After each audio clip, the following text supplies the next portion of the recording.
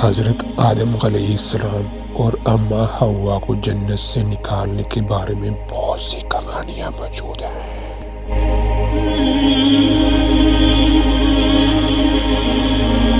لیکن ہمیں چاہیے کہ ہم صرف ان روایات پر یقین کریں جو کہ قرآن و حدیث میں بیان ہوئی ہے۔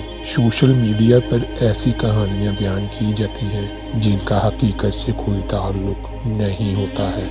ابن عساکر نے اپنی تاریخ میں حضرت ابن عباس رضی اللہ تعالی عنہ سے ہی روایت ہے کہ جس درخت سے اللہ تعالی نے حضرت آدم اور اس کی بیوی کو منع فرمایا تھا وہ گندم کا دانہ تھا۔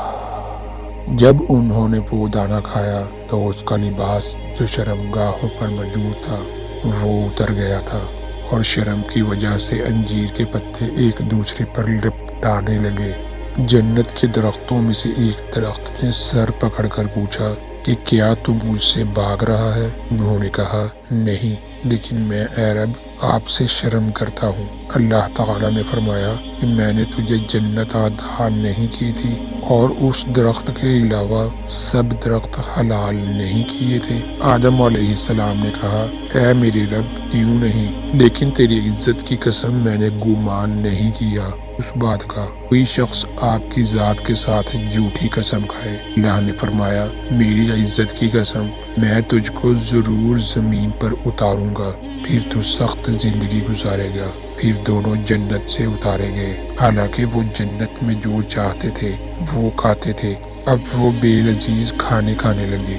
اب اس نے لوہے کی کارگری کا جان لیا اور ان کو کاشت کا حکم دیا گیا۔ انہوں نے کاشت کی اور بیج ڈالا اور پانی پلایا یہاں تک کہ وہ پک کر تیار ہو گئی۔ پھر اس کو کاٹا، پھر اس کو پیس کر اور اس کا آٹا گوندھ کر اس کی روٹی پکائی، پھر اس کو کھایا۔ اللہ تعالیٰ نے پیغام پہنچانا تھا جو پہنچایا۔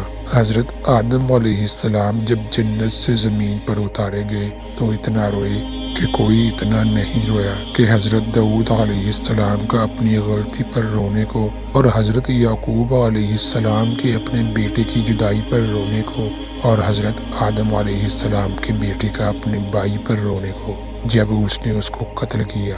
زمین والوں کے رونے کو ایک ترازو پر رکھا جائے اور دوسری طرف حضرت آدم علیہ السلام کے رونے کو رکھا جائے تو تب بھی حضرت آدم علیہ السلام کے رونے کے برابر نہیں رکھا جا سکتا۔